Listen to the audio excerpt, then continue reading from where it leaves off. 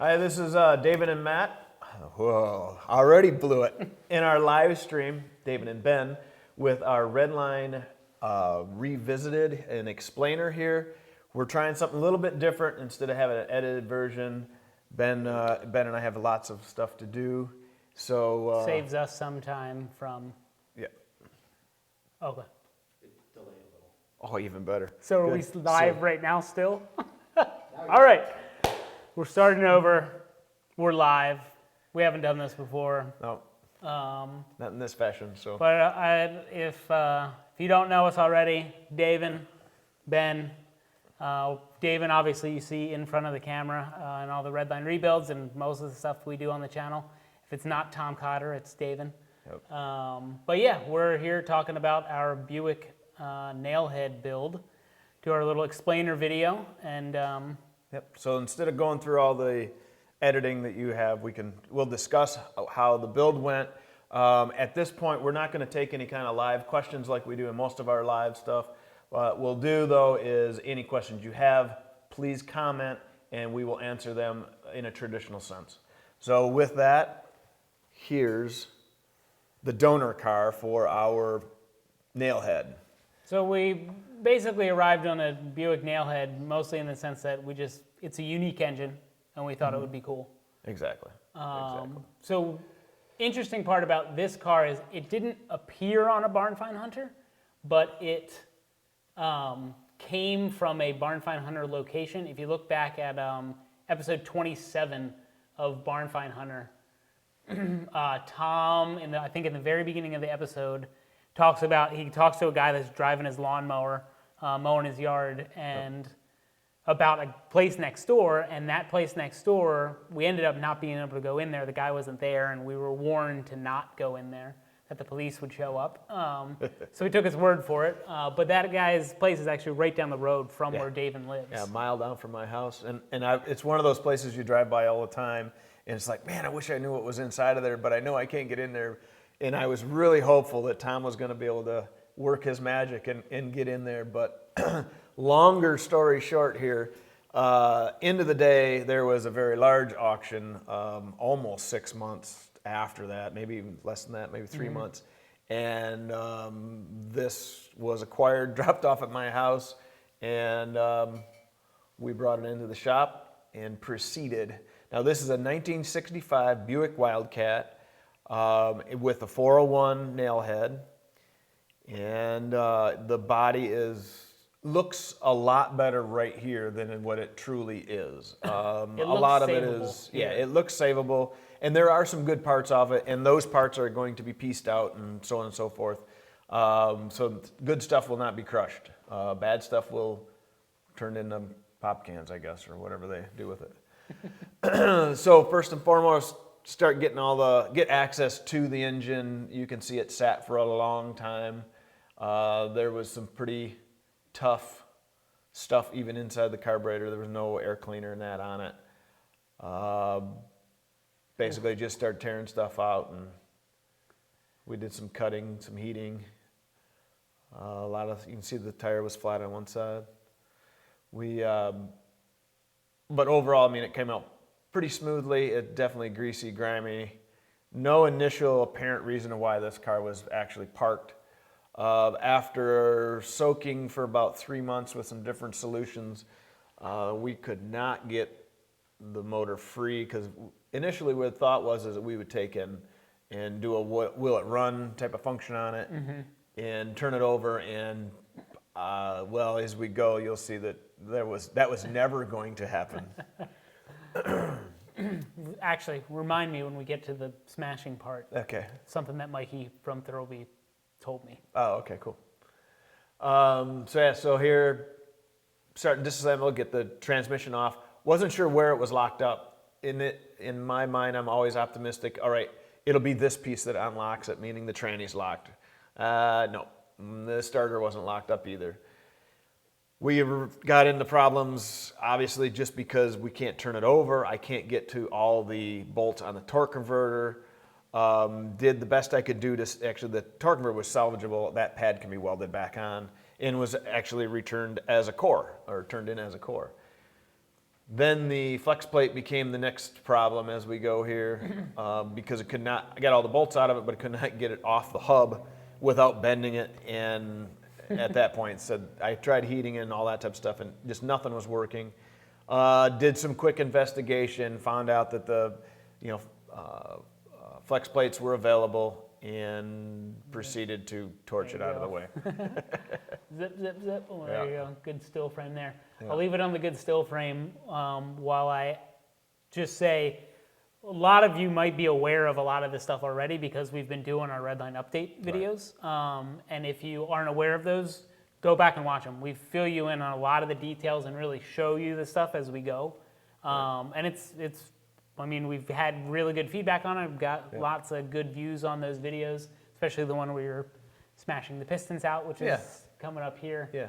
But check those out, and of course subscribe to our channel because you'll get those videos fairly often. We've already started 2 other projects, so good stuff. Yep. Yeah, so just get it up on the engine stand and just start taking all the pieces, parts off. All this stuff will be salvaged and utilized in the final home for the permanent home for this engine. Lots of stuff all over it. Just sheer ugliness as far as the oil and the this and that in there. So it smelled awful. But what I thought was interesting, and this was we've talked about it before, but when we first opened this up and saw kind of all this weird stuff around the valley pan, how rough it was. Yeah, around the lifters, it's all the flash from the casting process. What's interesting is when you compare a couple different blocks to each other, they're almost identical. Same thumbprint of where there's big gashes, and so whatever tooling maybe they used to pop that out initially, I kind of doubt a guy with a chisel was that consistent. At the end of the day, that stuff gets all ground out because it's just nasty. So obviously you remedied that. By similar to the Pontiac. The Pontiac had almost identical situation. Oof. This thing was gross. This was worse than the Hemi. Yes, it was. Which is another one that we've randomly pulled out of the woods. Right. Oh, those are the fun ones. Yep. In the Nailhead is really interesting, and I'll say the reason they call it that is the push rods look like nails at the end of the day, and the way they're angled and some of that is very unique. The valley for the lifters is horizontal instead of at an angle because the heads are really tilted, which of course the combustion chambers changed as well to accommodate that. Intake manifold, instead of being at an angle, is horizontal to the ground, so it's real quick and easy, if you will, as far as like a sealing function is a little better. Mm-hmm. Unlike the Buick, which kind of had the whole like curved valley pan. You mean the Pontiac? Yeah. The Pontiac had the curve. Remember how much that was a pain to get sealed up. All right, this was our first sort of inkling of the beginning of the ugly. So some of this is the remnants of milkstone poured in through the spark plug holes, which I did as hey, let's try to, if nothing else, melt the aluminum in the pistons and get them out of the way a little bit or free it up. And it really had so much gunk in the top that it was not going anywhere. It was pretty bad. The original head gaskets on this, I mean, this motor had not been apart. There was a rat's nest in one of them, or a mouse nest in one of them. Yeah. Yeah, it was. It was gross. Yeah. So at the end of the day, the rings were basically rotted into the cylinder walls is what was happening. There wasn't a big ridge in this one, but it had definitely a pocket going. All right, off comes the balancer. water pump. and cover, which is integrated together, right? Yeah, water pump, kind of the water pump housing, and then the cover for the timing chain, and of course that front rail, is in conjunction with the rest of the oil pan. Or fire. Yeah, using a little heat to loosen up the stud that was broke off. We had 2 of them, I guess, in that. And then just getting thankfully this camshaft came out pretty easy, unlike the 289 that we had to beat out of it. So now starts the hammer action there. Yeah. So the problem, when you can't rotate the engine over, you can't get the pistons out. You can't get the crankshaft out either, because the rods will lock such that you trap the crank. You can lift it up a little bit, you can do all that type of stuff, but you're still not going to get it out. It's just physically bound with the rods in the way. So at that point, it was everything that we could possibly do to get them out. This was after I got tired of slamming with a hammer. Got the air hammer out. Yeah, got an air chisel and a hammer, and so away we go. We had many people say, haven't you ever heard of a ridge reamer? Well, that wasn't on this piece of it, but yes. That was on the next piece. That was on the next piece. Where you were still hammering stuff out here. Yes. It wouldn't have worked here because they're in a pocket. It's not the ridge. Yeah. They were frozen in place. Right. There's not. Yep. Okay. This did not have a ridge on the top edge. Unlike, well, we'll get to it. Yeah. So yeah, it is chipping them out. And I'll have to say I only damaged 1 cylinder. And initially I was concerned about that. There's no... You even managed to pull the crankshaft out and still had two pistons to get it out. Oh, yeah. I was able to, left 2 pistons in. Basically, I got 2 of them that were still stuck. So one of the areas these blocks are known to have issues from a cracking standpoint, from water and such, is right over top of the starter. And we were ecstatic because when we were looking at it, so right here, so there's a starter hole up in this corner, and there was no visible crack at this point. Starter hole here, and it would crack up here? Nope, on the block. Okay. Basically at the bottom of the water jacket. Okay, so down here? No, between that plug, so up, right in there. Gotcha. So right across through there. So anyhow, in that area, there's, you'd see a visible crack, and at this point, there is nothing. So we were feeling pretty good because, all right, well, we got 1 bore that's scarred. The rest of them are going to need some work as well, but let's see where we're at. Yeah, the fact that it had never been taken apart before, it's like at least you could go to 60 over and hopefully everything would clean up. Yeah, exactly. All right, so now we're at Thurlby, where we always go, and now's when things start going sideways. Interesting.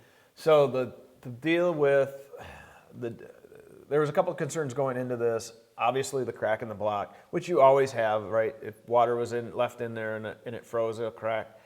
And then the other was there were valves broken off. So at that point, once we got the heads off, we could see why it was not running any longer, or was basically parked, we're assuming, is there was at least, I think it was 2 exhaust and 3 intake valves that the heads had just come off.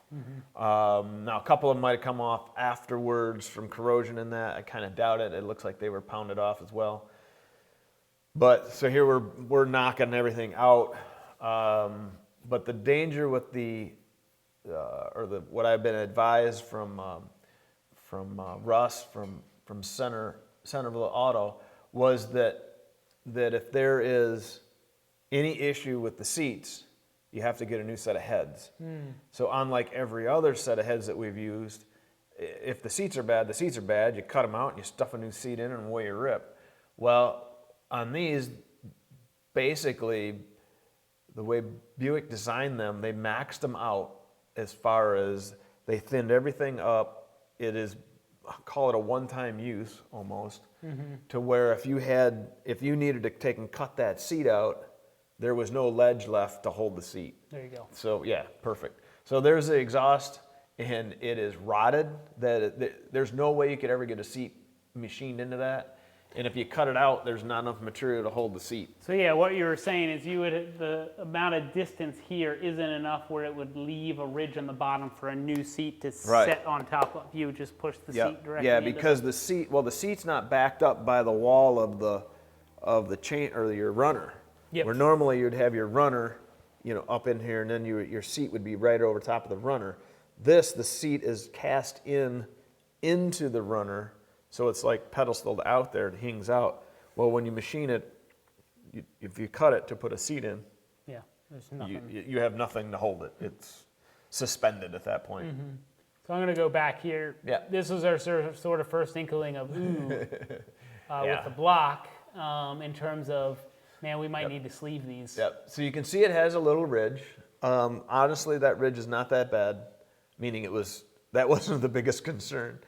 But the amount of pitting was automatically a concern from the standpoint of if it's only on the surface, that's one thing. Mm-hmm. But rust has a tendency to wormhole in underneath the surface, and then what do you get when you start to cut things out? So essentially, the more you cut it, the more it reveals that it's gone farther into the cast iron. Think about paint on the side of a car that's got a little bubble, and then you find out it's the whole fender that's the little bubble, opposed to just that pinhole on the surface. So, yeah. So we got bad news. We'll play this. I think it'll play audio. That's not good. Yeah, I think 1, 2, 3, 4, Getting the bad news. Mike saying 5, right close to 8. Probably 6. 6. Does that Two count and the then one I the put at other Chipper? Audio wise is they can Mike's. hear it. Oh, okay. Yeah. So that's the news. I need 6 plus the one I damaged for 7, and which means 8. And I'm still convinced I'm going to make a T-shirt that just says Shizzle sticks. So, what did we end up doing? So at that point we had no block, we had no heads, because the heads are junk, block's usable. We could salvage a block with 8 sleeves. We opted for a new donor engine to replace the heads in the block. Had one sent out to us. There's a gentleman out in Pennsylvania that has a whole bunch of these. He sent us out one.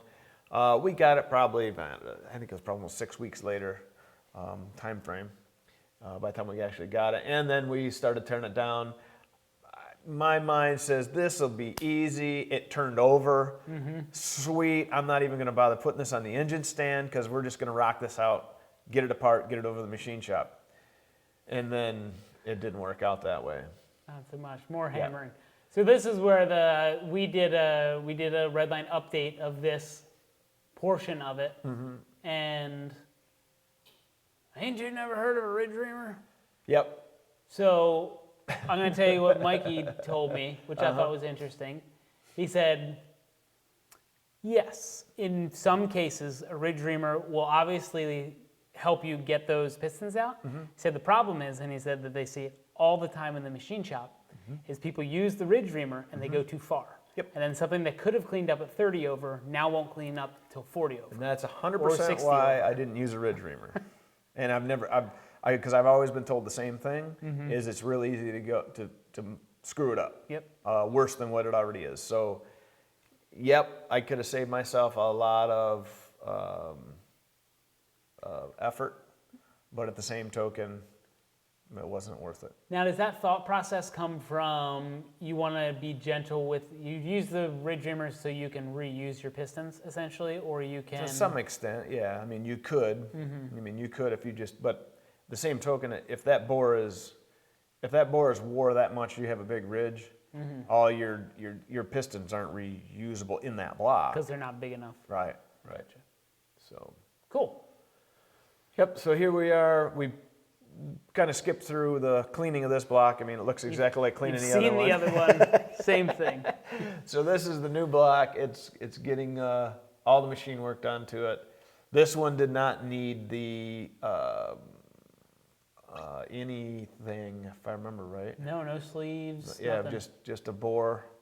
I think we found out that there was a sleeve in it. Yes. So it had already been. Yeah, it had been one hole had been sleeved. So it was. Oh, I think we took this 40 over. I always love seeing that. You see the ridge there. Yep. The initial ridge. He's already cut it once, but you see the ridge there, and then when it zips by, Yep. it goes, oh, see you later. And that's always a good feeling when you're watching it, because like, sweet, this is, because you're always gambling to some extent of, well, will it clean up, right? Because are the bores shifted? Are they warped, egg shaped, all that type of stuff, which they always are, but how much? Now, is this the one where Mikey ended up honing it to size rather than boring it to size and then honing it? No, that's the 396 was bored from 40 over to 60 over, honed, I should say, that extra 10 thousandths. Okay. This was cut to size and then final hone to size, which is the normal. So the process being he likes having the pistons in hand. Yes. To measure them and go, this is exactly what I need to go to on the machine, and then. Yep, exactly right. So you always leave a little bit and let the hone take out that final little bit. So there we are. All right. Rods. And this process is always we do it on every single engine. Exactly. So so it's the cleanup section of the rod. So the side of the rods are trued up as far as on the big end, and depending on what the little end is going to be, if they're bushed or if they just need to be cleaned up on the hone, depends on the piston style that we're using, if it's a pressed wrist pin or a floater. And then you have pressing in new. Typically, I always put in fresh rod bolts. That's the normal failure mode. So it's a good idea to replace those. They're ARP brand wave locks. And then with that, you have to resize the big end for sure. So he's torquing them down now to spec, to what they would be in the engine, so then he can put them on the here and size them. On the hone and size them out. So this is not only, and we've explained this before, so if you're watching this and it's repetitive, a lot of this is the same, but if this is the first time you're tuning in, I don't know, I think it's cool to learn this stuff, but part of the thing when he's basically grinding those things down is you're taking two things that were a circle and then you're kind of making it an oval, essentially, right? Like when he's grinding the... Yes, when he cleans up the caps, when you clean up the caps and such, and then of course pushing in the new rod bolt, you distort that ID.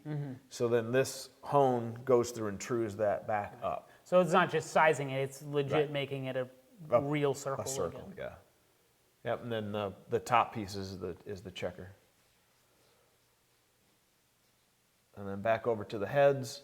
These heads did not have the issues from a seat standpoint, but it did need all new guides. K-liners were not advised relative to the Buick heads. And that's coming from a nailhead expert out in California, Russ at Centerline, or Centerville Auto.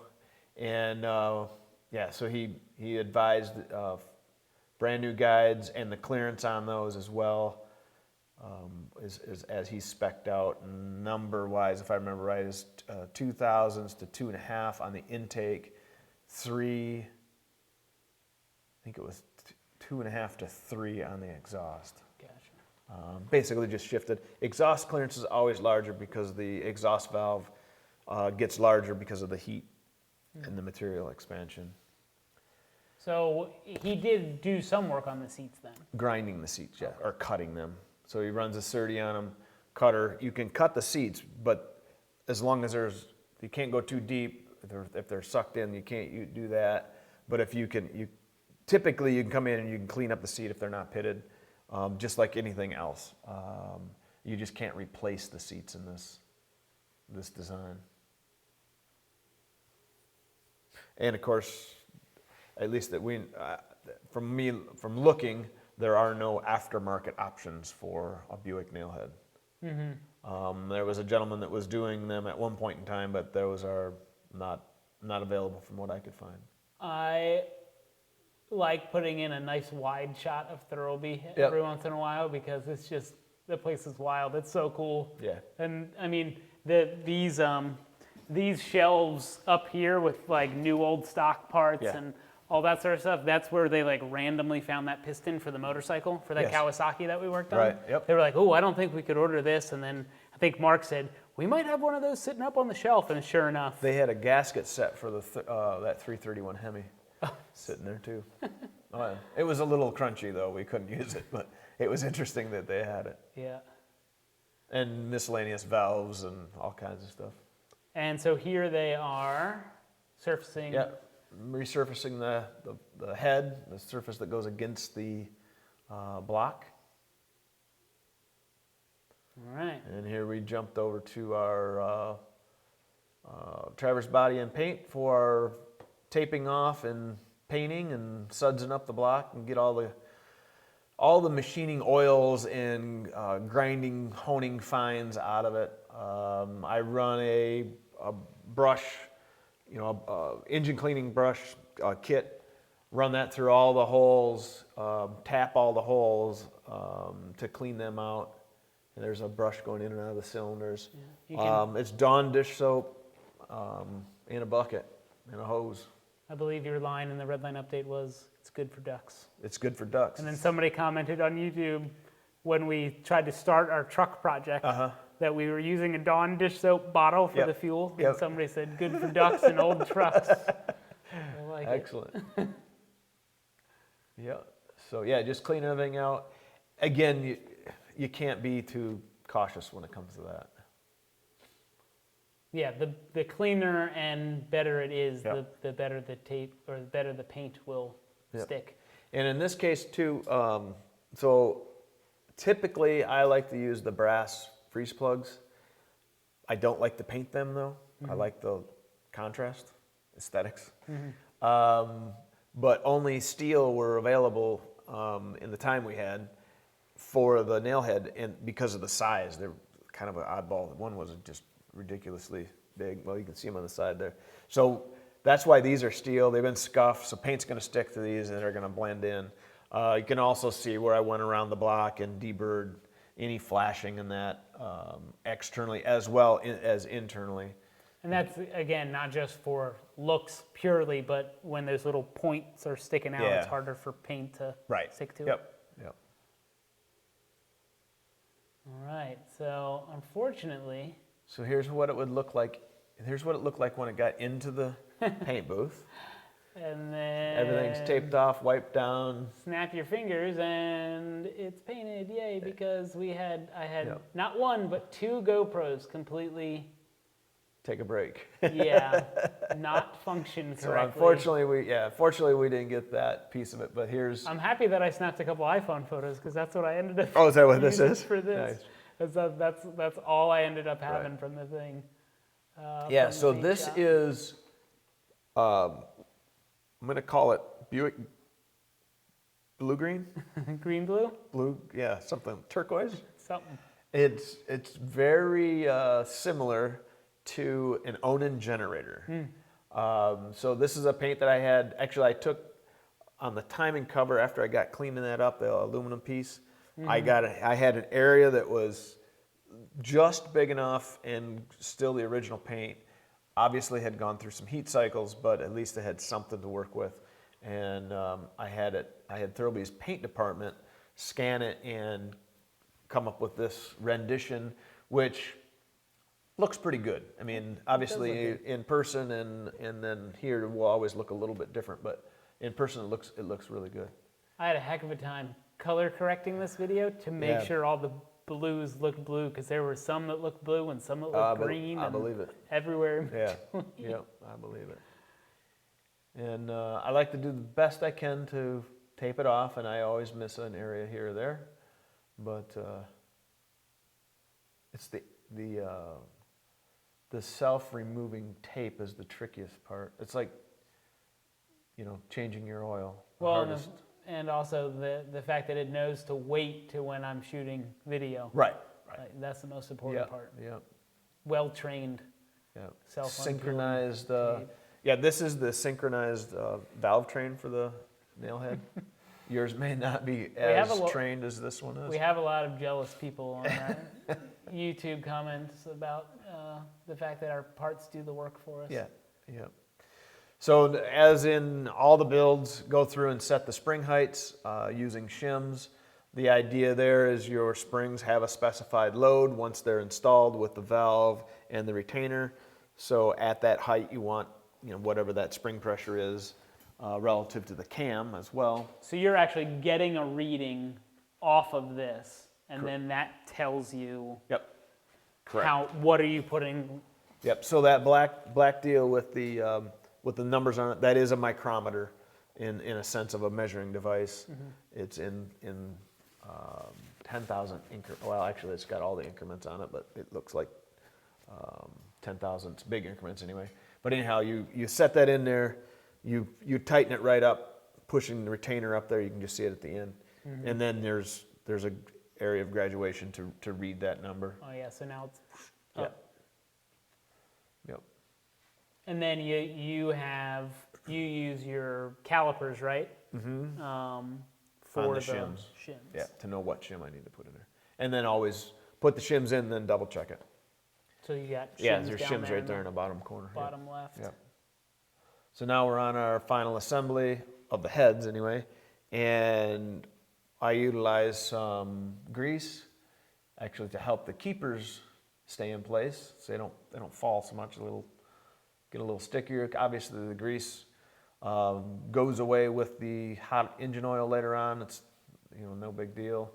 Now these springs are two separate springs. What's the function of having two separate springs as opposed to a single one? Well, or one that has aren't there ones that have the two things but they're kind of there's a couple different setups. You'll see a single outer spring and then a flat wire spring that'll go up through the center, and then this style, and then you also have where you actually have two round springs. The Buick didn't use a dampener because, quite honestly, there's no space for it. That's what that flat wire is a dampener. They call it dampener. It's a spring dampener, opposed to just a regular spring. So, but in this, you can see there's two springs, and the smaller one fits inside. In springs, when they're put in line like that, it's additive. So the idea is with one spring, just to give a number, let's say the big spring is 75 pounds installed, and you put the other spring in line with it like that, and now it's 100. And it's 25. Right. So you just add. Yeah, so that's the idea is that you get more spring pressure by basically you're pressing two springs together. The seals are only on the intakes, not on the exhaust. Actually, Russ recommended having none on the exhaust, and it's for extra lubrication on the guides. Basically, they need that oil to seep down. Yeah. Now, I honestly don't know why a Buick's any different for that than all the rest of them. Any other motors, I always use an exhaust seal as well. At a minimum, use an umbrella. But this is all fairly straightforward. Stainless valves, pretty typical. Now here's our block. It looks like a miniature block right now, doesn't it? Yeah, with That's the way the interesting. focus is. Yeah, the way the focus. Yeah, exactly. Like a model. Yep. So here's a first look into the valley, if you will, where all the casting flash is gone. I think we'll see another shot from up top before it's all said and done. Oh, even there. Yep. You can see. And in this particular motor, all the rest of them I usually put the cam bearings in. I was advised that the 1 in 50 cam bearings, or 1 in 50 engines will have to have the cam bearings sized. And sized after they're put in? Yeah, sized after they put in, meaning that for whatever reason, the way Buick did it, when you put the bearings in, they have to go back in, you'd have to go back in and scrape them to size for the camshaft to go in and actually spin, which is interesting. At that point, my discussion with Mikey was, guess who's putting the cam bearings in? And here's an old cam. But he had a great point, and what he did, and he appreciated the fact that I cut all that casting out of there, because he says, thank you, because otherwise my hands would be tore up, Right, beyond you gotta belief. stick your hands Yep. in there to hold the Yeah. hold the So stuff in so place. basically, what he did is he went in, put put all the cam bearings in, and then you start putting the camshaft in. And once you get in there, it needs to be able to obviously be able to rotate. But one of the things he requested is the old camshaft, and he said, bring me the old camshaft, because then if I have to size anything, I'll take the old camshaft and cut a groove horizontal in it, and it'll be my reamer basically. So then you could come in there, get it in the hole, and then spin it, and that groove in there would cut that out, instead of going in there with a crank scraper, which is like a triangular file without file. It's a sharp, like a knife, and you come in there and then just kind of scrape around it and get it to size that way. We didn't have to do that. We didn't but have to do it that. was We were the interesting. one, and finally we got a break on this motor, and we knew at that point, I was convinced it was all downhill at that point. I mean, when the cam bearings were fine, didn't have to mess with them, it was great. And really, from that point on, like we cranked. It on went this stuff. very smooth. This is a flat tappet camshaft. We did not go with a roller. Were there rollers available? There for are, Nailheads? there are rollers available. The camshafts, Russ has lots of information, and one of the things he recommended was not going with anything crazy as far as camshaft was concerned, because again, Buick kind of maxed it out, and their stock grind is about 90% of the power already. So there's only a little ways to get in gain. So we went with his recommendation for camshaft, which was just slightly more aggressive, and went that route. And we stuck with a flat tappet. And then of course lube it all up with engine assembly lube. This is the Redline brand assembly lube.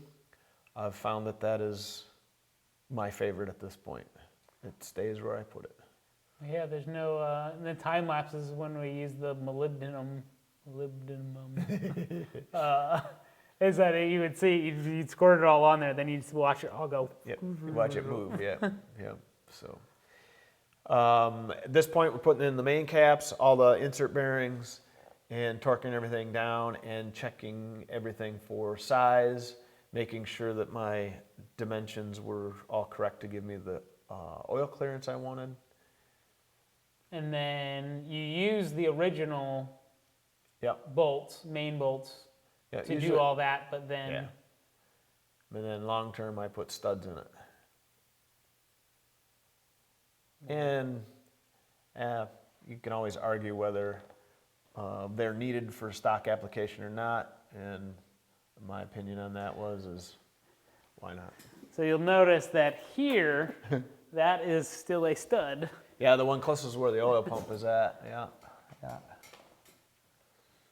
And I don't think we show it in this, but eventually it turns back into the bolt because there wasn't enough room. Yeah, so the clearance from the body of the oil pump to that bolt was literally the bolt head. So anything, even just the nut for the stud was too tall to fit in there. So yes, on that one we had to pull the stud out and put in a stock bolt. Not the end of the world by any stretch, but kind of one of those things. It's like, huh. So again, we're kind of going over everything here, but we do go a lot more into depth into these in our Redline updates, and it's one of the things that we kind of went into. But I want you to reiterate here is, in all this stuff, you're constantly measuring, checking, Yes. checking. And we ran into an instance Yeah. here where it's like, whew, good thing Yep. we checked. Yep. There's when you buy a set of rings, and this is for instance here, when you buy your parts, you have to keep in mind that until you check them, you don't know that they're correct.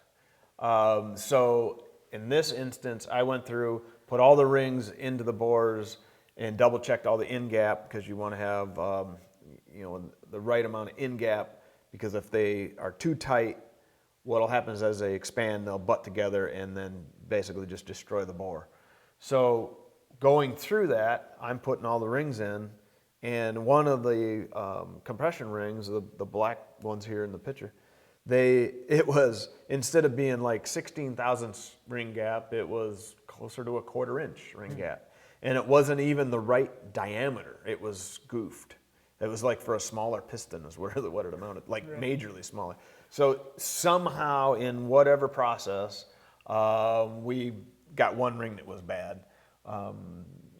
Quick call to Hastings and we got a fresh pack, which is no big deal. So we got that done in a day. They helped us out there and we got it all back together. But the point of the matter is double check everything. So when I'm doing this, I'm double, triple, checking stuff. I even check sometimes when you go home, Ben, on some things. But again, here, doing the same thing we did on the mains. All the bearings get put into the rods, go through and check it, tighten everything down, check it with the comparator, and know that our oil clearance is good. Because the last thing you want to do is put this together, obviously, with either too much oil clearance or not enough oil clearance, because too much, you just did what you were trying to fix, and not enough, well, you'll be doing what you tried to fix again. In go the pistons. Yep. And these pistons look like they have a ridiculous dome on them, and they do, relatively speaking, but it's not. It's actually a stock replacement piston, and it's because that head has such a big chamber, so you have to have that big pop-up dome on I there. don't know if we show it here. No, I don't think so. But I remember when you were like, I'm gonna check these. I still don't trust that these will fit into the into the head. So you got your clay out. Yep. To check the clearance. Yeah. So exactly. So I put a piece of clay on top of each piston, put a head on it, rotate it over, and make sure I got plenty of clearance. And here we're on to our aluminum timing cover and water pump housing. That thing was a little rotted out. Yeah, it was a little pitted, but it wasn't. Call it on critical surfaces. So. And I mean, your remedy for that is you never just put the straight up gasket on there. Right. I always put a little RTV. I like to use clear RTV when I can, because quite frankly, if it pushes out, it blends in. It's transparent, blends in with the paint. Well, there you go. You're putting some on here right now. Yep. And then on the, so like on this, I put it on the. Did we put it? Yeah. Put it on both sides. It was on both sides on that one? Yeah, because of the seam. So on this, because you have a seam at the timing cover, I put RTV all the way around it. Now and typically you're not taking your oil pan back off. If you are, well, you got bigger problems. When I go to do the valve covers, I usually put because valve covers tend to fall into a maintenance area as far as if you need to adjust valve lash. So what I do is I put RTV on one side, typically to the tin work, and not onto the cast iron, so it can come off easy. You were happy that those bolts put themselves in as you walked around the table? Yeah, as I went around the table, they went in. It was fantastic. And then the rag that had a mind of its own coming down my arm. Hey, look, here's my starring role. There's my left hand. You're like Mike Wazowski. I'm here. Yeah, we have a little doodad that I put in there typically so it doesn't rotate. But the way this one was designed, I couldn't get it in there. So there's no place for it to bolt. There's no place for it to be. So we just use the old-fashioned pry bar in a way and an extra and hand. A friend. Yep. Yeah. And really needed it here. So typically speaking, The crank bolt is torqued to anywhere from 65 to 85 foot-pounds of torque. I'm assuming based on vibrations or some design thing relative to Buicks, they want 220 foot-pounds of torque. So that's why I'm bearing down on the half-inch torque wrench to get there. It was basically lifting you off the ground. Yep. Trying to get at that. Yeah, and something that we didn't we didn't show on this or go through, but I took since we used different pistons, kind of had a mismatch of rods and a crankshaft and all that.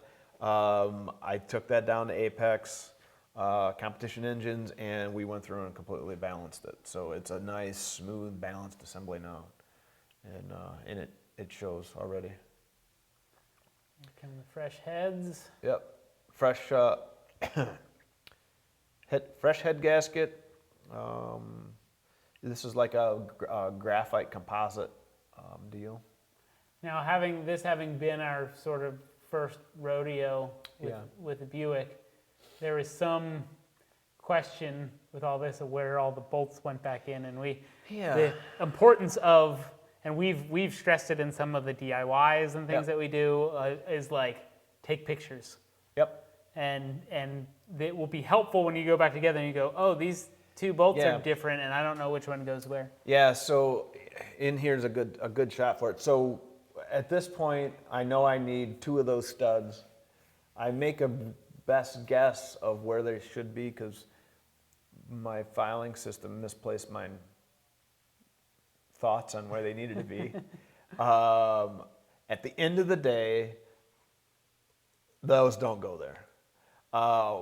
One of the studs needs to. You're studs referring to hanging up. these, Yeah, I'm which referring are to those. a head bolt but have a stud on them. Yep. And that's the front of the motor. One needs to go at the very back on both sides, and it's for a grounding strap, which is interesting because you talk about overkill for a half-inch bolt for a grounding strap, but okay. And then where I put those 2 there because my thought process was I know there's a bracket for the alternator eventually that goes right over that. It makes complete sense that the head bolt wouldn't hold the bracket and the aluminum and the head down because the aluminum will want to move and change, and so using some amount of knowledge, I guess, that's where I put them, but at the end of the day, that's not where they go. I think it's cool. This is a cool angle, just in the sense of like you see how unique, how everything sits compared to flat. everything else that we've worked on. Yep, it's flat. And then when you get the shafts assemblies in there and those push rods go in, it's such a, well, there it is. They're such an odd angle. They're only odd in the sense that the head is cut odd. Because normally that lip wouldn't be out there on the right-hand side. It would be tilted. It'd be almost parallel to the surface of the block where the pistons are at, opposed to parallel to the intake manifold or the valley pan. Those are cool looking push rods. Yeah, and these are adjustable push rods. I think you can see in one of these shots maybe. Because the stock ones were not adjustable. It was basically the tolerance stack up was determined the length, and you tighten them down to whatever it was, and with any luck, that was enough preload into the lifter to do that. Now we didn't use the rocker assembly that we initially pulled out, but No. they got sent back to be used again? Yeah, they were sent in. They were sent in as a core. Okay. So Russ will go through those and clean them all up, rebush them and that. But what we did is we had him send, he basically, from a timing standpoint, sent us a set he had already had done, and we swapped them from a core stand, like if you were doing a starter or whatever. And so they're aluminum rockers, which is what's stock, aluminum pedestals, all rebushed, and then it's a hardened shaft. And then basically just tighten everything down evenly, so you don't load one side or the other and cock it around. And now this is where I'm going through and setting lash. Or it's actually 0 lash and then preloading the lifter. So in a hydraulic lifter, the lifter takes up all the lash. If it's solid, you have to leave a gap for truly the word of lash, right? Is a gap. That gap is anywhere from 12 to 22 Meaning thousandths. that gap is there because everything's going to heat up and expand, Correct. and Yep. it needs to take up. Otherwise, it'll go. It'll bind and have a whole lot of ugly. The hydraulic lifter actually compresses a little bit. So you go to 0 lash, so 0 gap, when the lifter is at the base circle of the camshaft, and then you tighten it that little one full revolution, which worked out to 30 thousandths preload into the lifter, and then tighten up obviously the nut so it doesn't change. It's cool. Yeah, it's kind of a nice setup. You certainly can only do it one way, and that is to have them in the valley. There is no way you can access them out here. They'll actually hit and bind up. There's a lot of stuff. In fact, something else, and you can see it here on this corner. So where the push rod comes into the spring, Right here? Yeah. So unlike most engines, you can cut the seats and put a larger diameter spring in there if you need more spring pressure. Yep. With the Buick, you cannot. Anything larger than that starts to, the clearance Oh, I is gotcha. so tight Yep. that if you go anything larger than stock spring diameter, it will hit the push rod. And then again, you're back into a Well, thing binding too, problem. you couldn't necessarily cut it because it'd set it farther down in, Right. and also probably. Yeah, affect same that. thing. You can't push the seats down any further either. So yeah, you again kind of going back to this. This is the first motor that we've come across built into 60s that was really optimized for where it's at.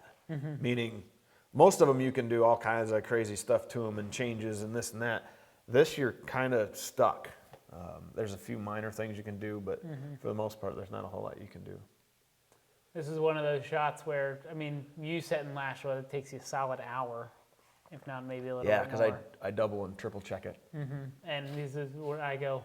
I asked you how long every shot Yeah. does, so I programmed the time lapse thing to do it. But this one, I think I legitimately was.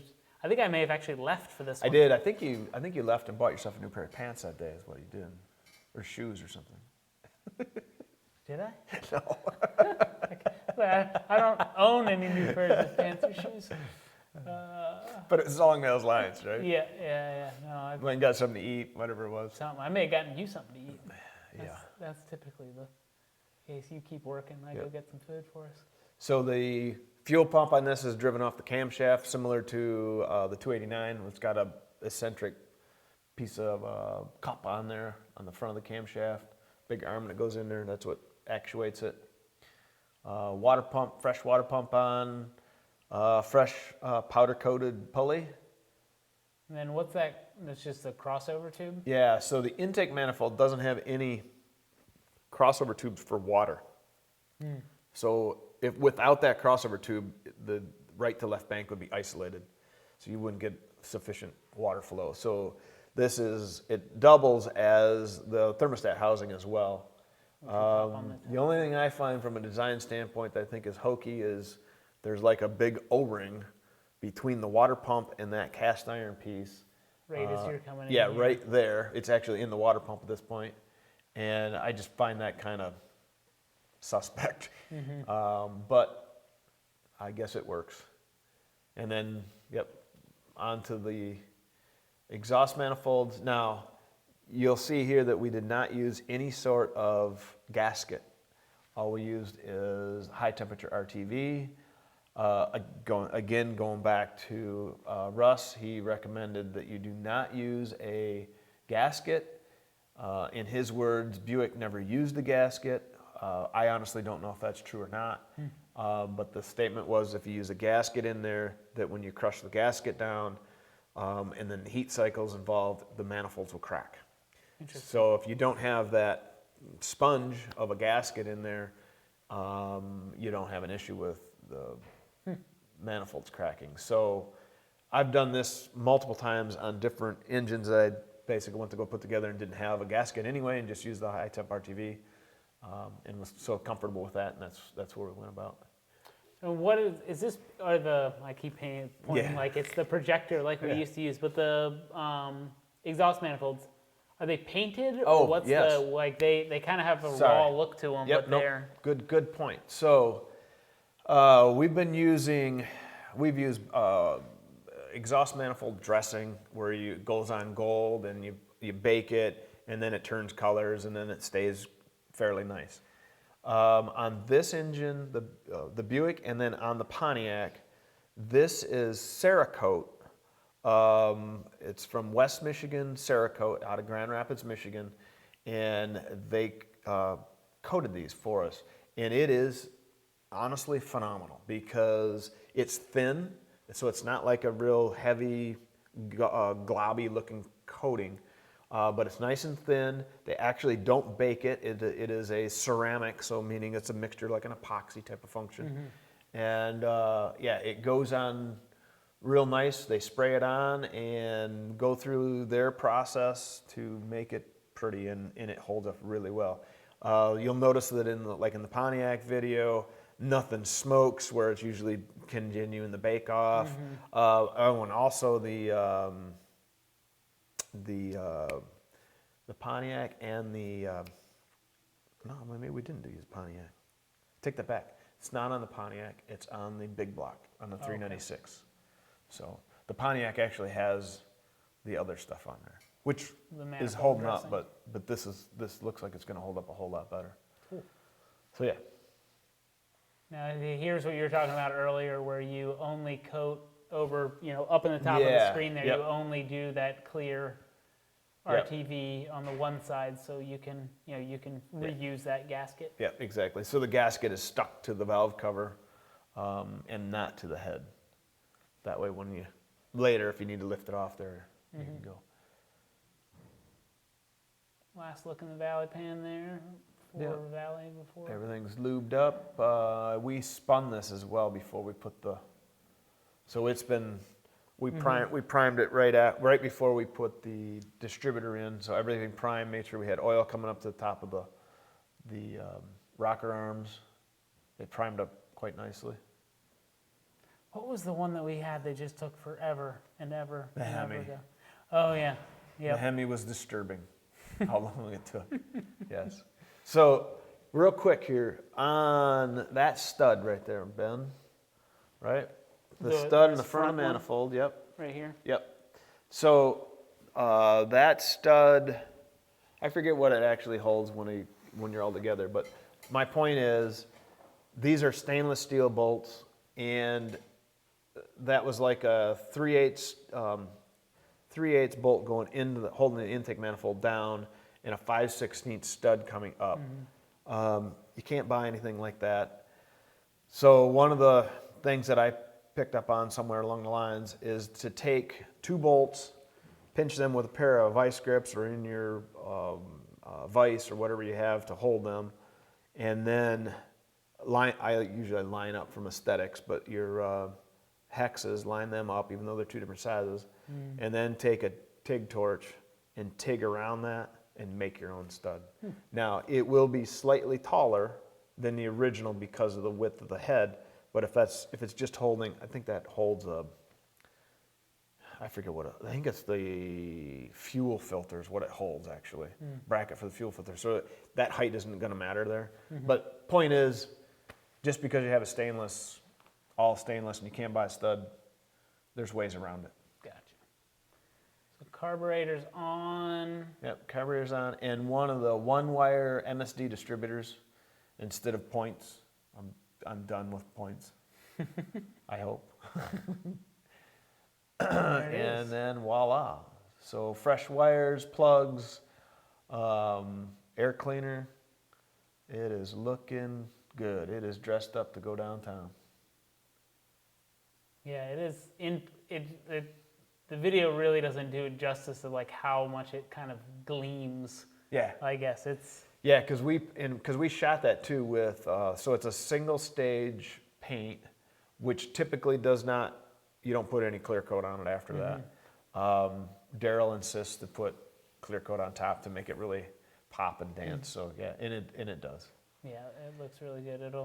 Whatever car it ends up going in, it'll look pretty in there. Yep, and then put it on our Easy Run test stand, again, which is phenomenal and very accepting of different things. I had to make a little bracket to go across. I didn't have a tranny for this, so.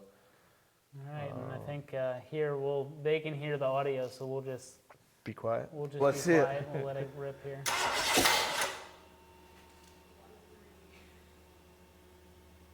So here I can tell. Okay, that's too much.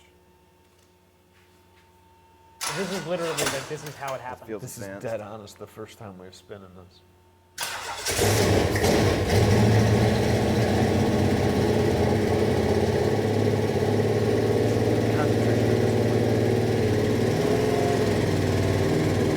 Good work. At this point, it's running because of that flat type of camshaft.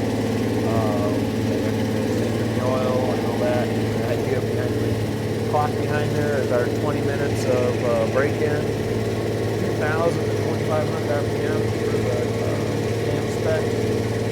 And you can see that the motor gets warm and cool, and we're good. But yeah, we have had several people on YouTube accuse us of not breaking the engine in. And first of all, it's a video. We're not going to show you Right. 40 minutes of us breaking the engine in. But also, we've had a bunch of roller cams where that hasn't been necessary. Where you don't have to, Yep. So that was the point we made sure we moved the you can actually see time passing in the background. And that's it. I'm going to let it pause on. I'm yelling because it's running. Still running. Good stuff. Oh boy. Wait, but I'm waiting for the thumbs up. There it is. Well, Nice. well done on another. Thank you. This one was a little hectic towards the end, but we got her done, didn't we? And we have now backed ourselves into another corner of having to get more stuff done. We have, we just came back from getting some other stuff ready, and Last we are night. on the assembly line next week. Yep. And we'll have another Redline Rebuild again here for you shortly. Sorry, Matt, if that audio was coming through there. But yeah, it was another fun one, unique.